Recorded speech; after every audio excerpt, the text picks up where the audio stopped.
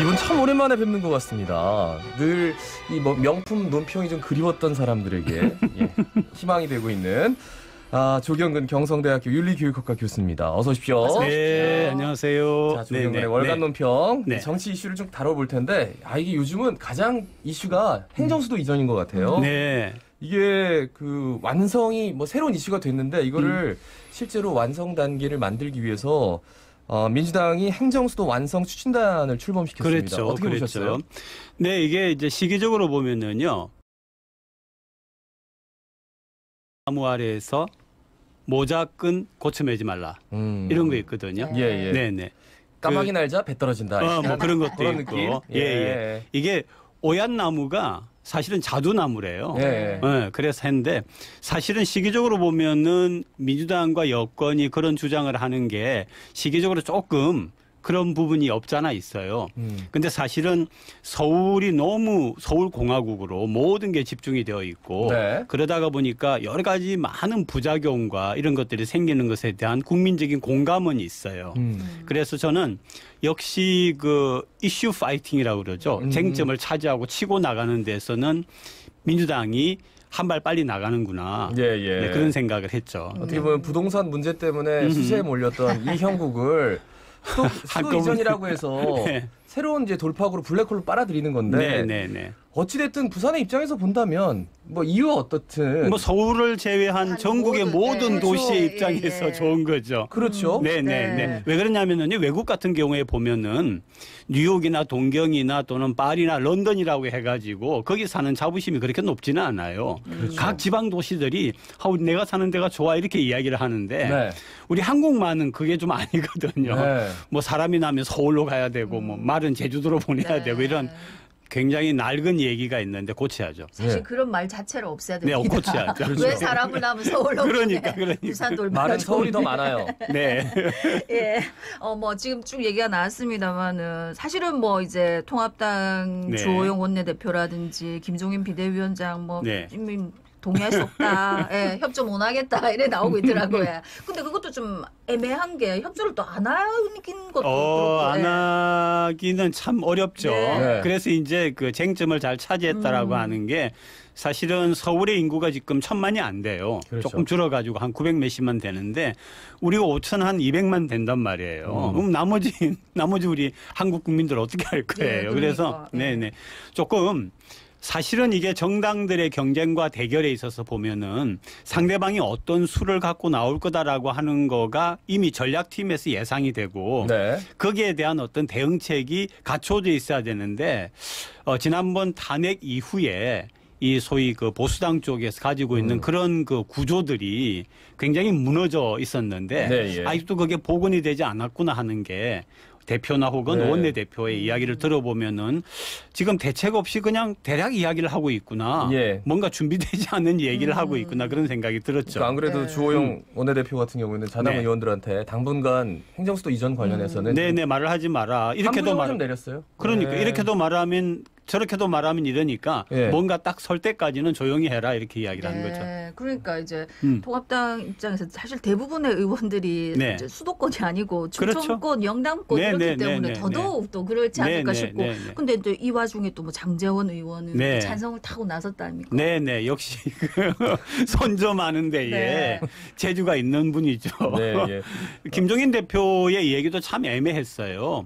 서울시장 나오면서 그러면 공약으로 걸어라 그랬는데 자신이 있다는 얘기인가요? 그러면은 서울시장 선거에서는 그런 얘기인가? 하여튼 그 얘기 자체도 굉장히 지엽적인 부분을 들고 나왔다는 거죠. 국가의 균형 발전이라든지 또는 국가의 전반적인 것에 대하여서 적어도 한 정당의 대표라고 하면은 그렇게 이야기를 해줘야 되는데 이 굉장히 똑똑하고 여야를 아우르면서 했다라고 하는 분 입에서 그런 걸 나오면 그런 얘기가 나오는 걸 보면은 준비가 안 되고 또는 예측을 못했구나 그런 생각이 들죠. 딱 그 어떤 기자들 앞에서 성명을 딱 읽을 때는 뭐 어떻게 생각한다라고 딱 방점을 찍어야 되는데 뭐 그럴 것 같으면은 뭐 내년 서울시장 선거 때 공약을 걸든지 뭐 이런 식으로 얘기하는 게 과연 공당의 비대위원장으로서 맞느냐. 근데 굉장히 당황했다라고 하는 게 보이더라고요. 그만큼 준비가 안 돼 있었다. 준비가 안 됐다. 그렇게 보죠.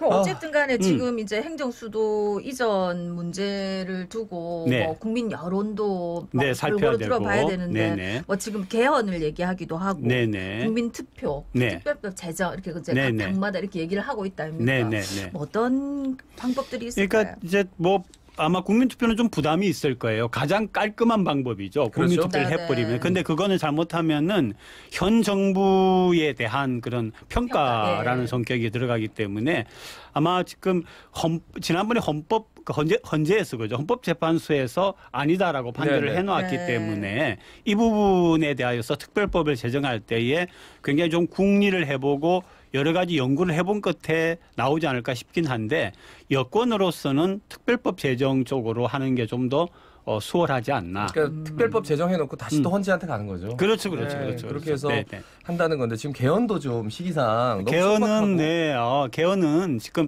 사실은 개헌에 있어서는 더 중요한 쟁점이 이게 내각제로 갈 거냐 하는 문제가 그러니까 있었잖아요. 대통령 뭐 중임제냐. 네, 권력을 어떤 식으로 할 거냐라고 네. 하는 게 있었는데 내각제냐 혹은 대통령을 4년 중임으로 할 거냐 이런 문제가 있었는데 그 문제 또 그러면 들고 나올 거예요 아마 다른 예, 한쪽에서는 예. 개헌을 한다고 하면 그렇기 때문에 특별법 제정이라고 하는 쪽이 좀 더 수월하게 갈 방법이 아닌가. 예. 부산시장 보궐선거 얘기를 좀 해보겠습니다. 네. 이게 지금 서울시장이 공석이 되면서 네네. 같이 이제 서울과 부산이 동시에 그렇죠. 보궐선거가 네네. 치러지면서 네. 그러니까 민주당에서 이제 당내 의견이 좀 분분해요. 뭐냐면 네. 당원 당규상 네. 어떤 그 이유를 제공했다면 네네. 후보를 내지 않는다. 네. 이걸 지켜야 된다. 네. 근데 지금은 이제 한 발 물러서서 되도록이면 이제 그런 얘기들이 좀 뒤로 물러나는 것 같아요. 예, 어떻게 그쪽도 함구령을 내려놨죠 지금 네. 사실은 약간, 그죠. 네. 본의 아니게 함구령이 내려진 것 같습니다. 근데 이게 당헌은요 한 정당의 헌법이에요. 예. 그러면 이게 참 나는 그 공당의 대표라고 하는 분이 이게 그렇게 이재명 지사가 얘기했지 않습니까? 안 내는 게 좋겠다. 지금은 또 입장을 좀 바꿨지만 네. 애매하게 그렇게 했을 때 공당의 대표가 나서 가지고 왜 그런 얘기 하느냐라고 하는 것도 좀 죄송하지만 볼성스러웠어요. 네네. 왜 그러냐면은 자기 정당이 헌법으로 만들어 놓은 건데 거기에 대하여서 그러면은 아니라는 얘기냐. 물론 그 대표가 아니다라고 이야기하지는 않았습니다. 연말에 가서 얘기하면 되는데 네. 왜 벌써 꺼내느냐 이런 얘기를 하긴 했지만은 저는 좀 깔끔하게 가면 좋겠어요. 아닌 건 아니고 네. 맞는 건 맞고 그래 우리 당은 이러니까 내지 않겠습니다. 국민 여러분 우리가 쇄신할 테니까 좀 다시 봐주세요. 새롭게 태어나겠습니다. 이렇게 좀 해줘야 되는데 이게 계속 정치공학적인 정치 수학이 들어가니까 국민들은 계속 속이 거북스럽죠. 네. 네. 그러니까 뭐 국민들이 사실은 정치권 하면 고개를 절레절레 흔드는 그렇죠, 이유가 그렇죠, 늘 그렇죠. 말 바꾸고 네, 뭐 네, 네. 대학 해놓고 안 했다 네. 그러고 또 뭐 언제 내가 그랬냐 그러고 그건 그 뜻이 아니다 그러고 온갖 방법을 다 동원하니까요. 그건 그 뜻이 아니다. 네. 그건 그런 뜻이 아니었다. 뭐 단어를 잘못 해석하는 거 아니냐 이래가면서 말이죠. 입을 좀 꼬매고 싶지 않아요? 가끔씩은? 네. 아니 네. 그러니까 뭐 지금 또 현재 입장이 분명히 있을 거고 네, 또 네. 어쩔 수 없는 상황이 있겠지만 네. 사실 이제 득실을 잘 따져봐야 되지 않을까. 네. 뭐 그 이유까지 생각은 하겠지만 그래서 예. 야권에서 저 민주당 네. 보궐선거에서 후보 낼 수 없도록 하는 법안을 예, 발의를 했습니다. 예. 물론 뭐 통과가 되겠습니까? 그것도 이제 뭐 네. 여론 조성용이죠. 네. 여론 조성용인데 아까 이제 우리 PD께서 그 부산시장 선거 이야기 하시지 않았어요? 예. 근데 어떤 분들이 나왔는지는 잘 모르지만은 부산시장 선거라고 하는 거는 그 다음에 대선까지 연결되는 네. 그런 좀 인물이라야 되거든요. 그렇죠. 부산 전체가 와 좋아 저런 분이 해야지 하는데 조금 그런 분이 좀 안 보이는 게 부산으로 좀 아쉽고요. 중량감이라든지 또는 무게감이라든지 또는 어떤 지혜 뭐 또 우리 부산 시민들이 그래서 사실 보수 여당이든 야당이든 간에 부산에서 정치를 오래 해오면서 시민들의 존경을 받는 사람이 하나도 없다라고 하는 게 저 지금 있습니까라고 물어보려고 하나도 없다라고 아니, 하는 게 열심히 정말 뛰고 있는 아쉬워요. 분들한테 정말 이런 식으로 찬물을 끼얹으면 어떡합니까? 이제부터 잘해야죠. 존경을 그러니까 받는 이제, 정도가 있느냐 이 말이지. 그러니까 이제부터 잘하라고요 좀. 예? 그래서 저 통합당 조영 원내대표가 네. 부산과 서울시장 보궐선거 후보를 네. 그러니까 진짜 제로섬에서 놓고 네. 미스터 트롯 방식으로 선출하자 네. 이런 방안을 제안했더라고요. 그것도 좀 옳지 않은 게 미스트롯 트롯은 없어요? 미스트롯이요. 미스트롯 방식으로. 미스트롯, 미스터 트롯 뭐 이런. 그렇죠. 그러면 뭐 여성 후보는 안 하겠다는 거예요? 네. 아니요. 그렇죠. 이렇게 이제 말꼬리를 정치권이 잡는다는 말입니다. 제가 지금 예를 보여드렸잖아요. 그죠? 예. 그러니까 이제 경선 방식으로 하겠다 그거 아닙니까? 그죠? 그렇죠. 그러니까 뭔가 오디션으로 그 오디션을 해가지고 제로섬을 해놓고 그렇죠. 질문 막 복잡하게 들어가고 네네. 자기가 막 발표도 했다가 자기들끼리 막 했다 이런 약간 이벤트를 좀 크게 키우자 뭐 이런 얘기인 것 같아요. 사실 그 방식이 처음 시도되어 가지고 굉장히 각광을 받아서 좋은 결과를 냈던 게 노무현 대통령의 경선이요. 그랬죠. 네네. 김대중 대통령 시절에. 예. 네, 그게 지금 이제 사실은 보수당으로서는 그걸 잘 안 해봤어요. 안 해봤는데 이제는 하게 되네요. 야, 제안을 했으니까 결국 이런 식으로 가야죠. 저는 그 식밖에 없다고 봅니다. 네. 아까 제가 말씀드렸잖아요. 시민들이 이 사람 좀 해줬으면 좋겠어 하는 사람이 없는데 어떡할 거예요? 예. 발굴하는 듯한 방식을 취해야죠. 네. 근데 지금 거론되는 분들이 참 많아요. 뭐 네. 이진복 전 네. 의원, 네. 유재중 전 의원, 네. 김세연 전 의원, 네. 이현주 전 의원. 혹시라도 제가 빠뜨렸다면 좀 죄송하고요. 네. 뭐 이 정도 분들이 지금 하마평에 굉장히 많이 올라가 있던데 네. 통합당 쪽에서는 아무래도 부산 쪽은 네. 예. 그 민주당 쪽보다는 통합당 쪽이 정말 하마평에 오르는 분들이 많더라고요. 그렇죠, 그렇죠. 그 이제 왜 그러냐면은요, 부산 같은 경우에는 지금 민주당의 시당위원장도 애초에 그런 얘기를 하지 않았습니까?